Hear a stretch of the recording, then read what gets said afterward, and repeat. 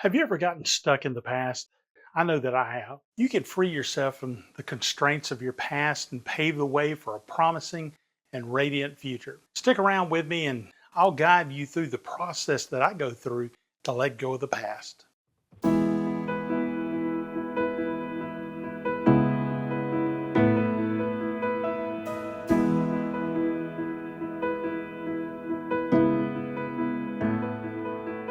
You're teaching me with my The past imperfections. is like an anchor. It can hold you back if you Reaching let it. But today me we're going here and we're going to look at breaking free from those chains and move forward toward a brighter tomorrow. We're diving deep into the importance of letting go of the past to pave the way for a more fulfilling future. Have you ever found yourself stuck in quicksand of bad memories, unable to break free? Dwelling on the past can be a significant roadblock to personal growth and happiness. It can cloud our vision, it can dampen our spirits, and prevent us from embracing the present moment with open arms.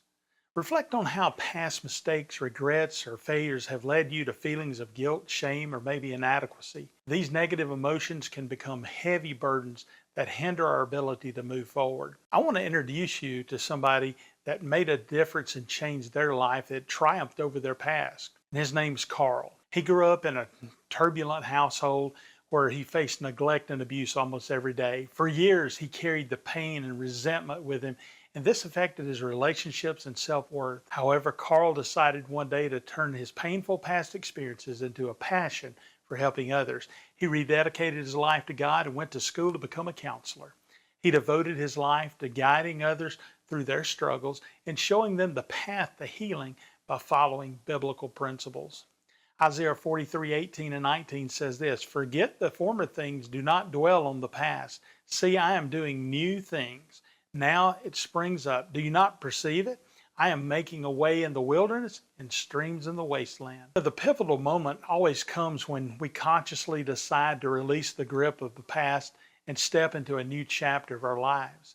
It's like shedding an old skin to make way for new growth. This moment of liberation is where true transformation begins. Consider the emotional and spiritual impact of this decision. It's about trusting God's plan for our lives, believing in His promises, and embracing our new identity in Christ. So, when you look at it, what are some of the things that Carl was able to apply to his life to be able to move on from that past he had? First thing is forgiveness. Forgiving others and oneself is a crucial step in breaking away from the past. It releases us from the burden and the resentment and allows us to move forward. Ephesians 4:31 and 32 says, Get rid of all bitterness, rage, and anger, brawling, and slander, along with every form of malice. Be kind and compassionate to one another, forgiving each other just as Christ forgave you. Next, you need to renew your mind. Transforming our thoughts and our attitudes is essential for overcoming the past. By renewing our minds, we align ourselves with God's will and His purpose. Romans 12:2 says, Do not conform to this pattern of this world, but be transformed by the renewing of your mind.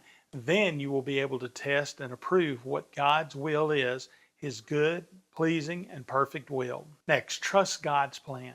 Placing our trust in God's plan and letting go of your own understanding helps us to move beyond past mistakes and failures. Proverbs 3:5 and 6 tells us to trust in the Lord with all your heart and lean not on your own understanding. In all your ways submit to Him, and He will make your path straight. Next, embrace the new you.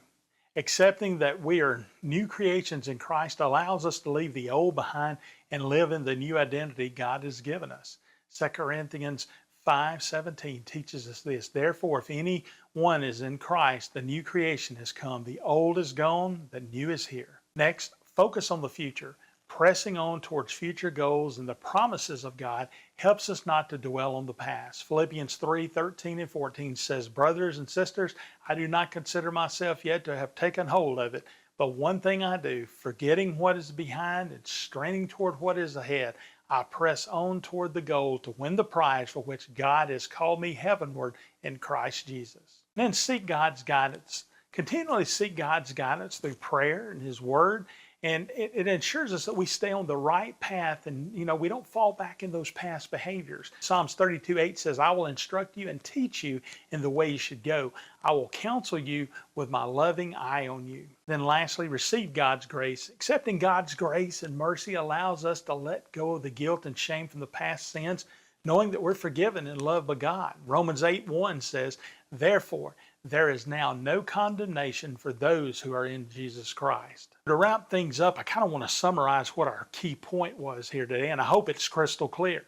Do not let the past dictate your present. Embrace the power of moving forward, for it's when you let go that we find true freedom and inner peace.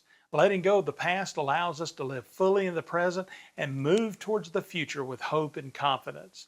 It's a continuous journey of faith where we trust God to heal our wounds and to guide us toward His purpose for our lives. I encourage you to share your own stories moving forward in the comments below. Let's work to create a supportive community where we lift each other up and inspire each other. If you've enjoyed this devotional, I really think that you might like this one. It's right up here. And please do me a big favor and subscribe and share this video.